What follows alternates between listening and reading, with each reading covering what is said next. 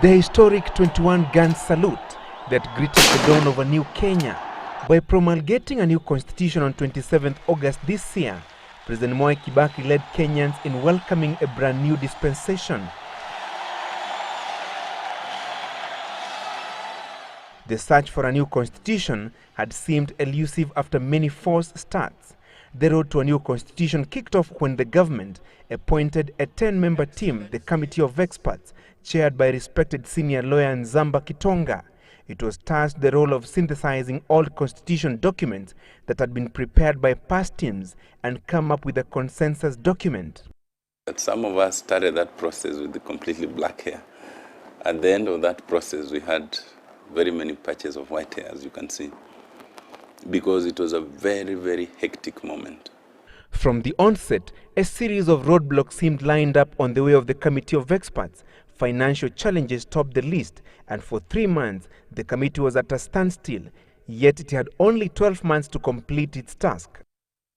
And it would have been good to have had, I think, a better understanding at the level, especially of those who are responsible for finances within the government, of the importance of releasing that money at the time. This is why we had asked for the money as early as we had, because sometimes people who handle finances don't understand the technical, logistical aspect of things.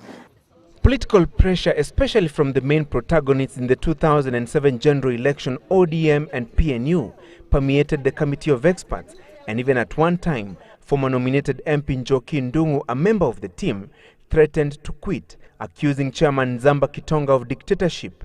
Kenyans had grown tired and fatigued by this constitutional debate for 20 years. And Kenyans really wanted to get over with the constitutional debate. And therefore, the mood was right. It set the right constitutional moment for us to move on.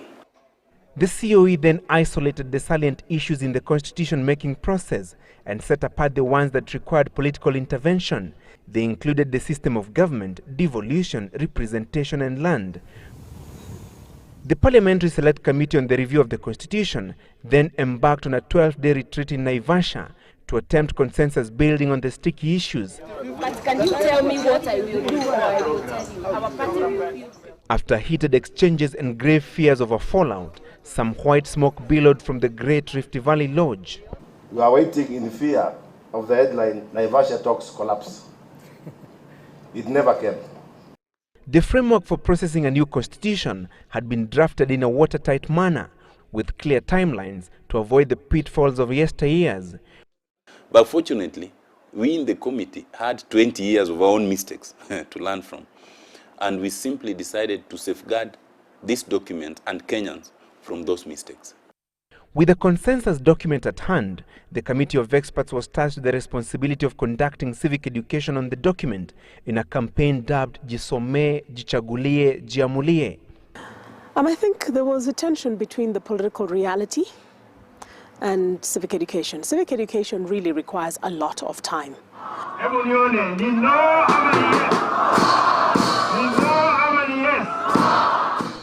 Campaigns for or against the proposed constitution captured the high stakes in the process. The Red Brigade that opposed the enactment of the proposed document, led by Eldoret North MP William Ruto, identified critical areas in the document that they felt needed to be amended. They included devolution, the provisions on abortion, land, the inclusion of Catholic courts in the constitution, among others. With your maxima and minima, sorry, we cannot maximize you. Tupige la miezi mitatu baadaye, tuondoe makosa zote, ndio tupitishe katiba mpya mwaka huu Novemba, tuwe na katiba mzuri ambayo itakuwa ya Wakenya wote. The yes camp that was led by the two principals also traversed the country and spared no effort or cost to ensure that the proposed document got a green light from Kenyans. Ukiona Rais Kibaki amevaa uniform ya green, ni wangapi wameshamuona kama amevaa nguo tu ambayo sio suti? Mmeshamuona? Mmeshamuona na nguo nyingine tu ya raia, lakini leo amevaa.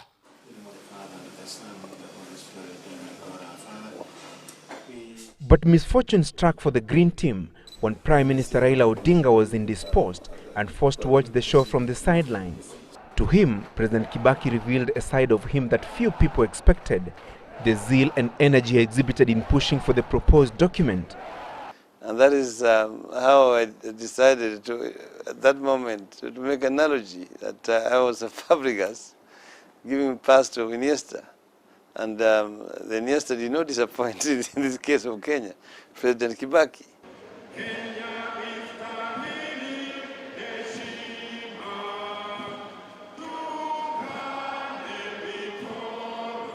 Moving forward, there is concern that political realignment ahead of the 2012 general election could slow down the process of implementing the new constitution.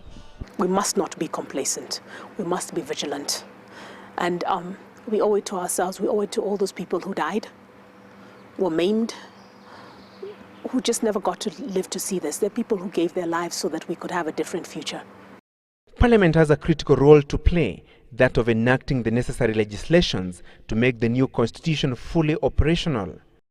What is most important is that the document that Kenyans endorsed is a self-propelling machine. It is not one capable of being stalled by the president or the executive, by parliament, or even by the courts. For now, members of the committee of experts have resumed their previous engagements. So we are going straight to our offices. And the professors are going to teach. And Joki is going to our work. And pave the way for others to oversee the implementation of the constitution that they worked so hard to prepare. The challenge now lies in implementing the new constitution. Francis Gachuri for the Newsmakers series, Citizen TV.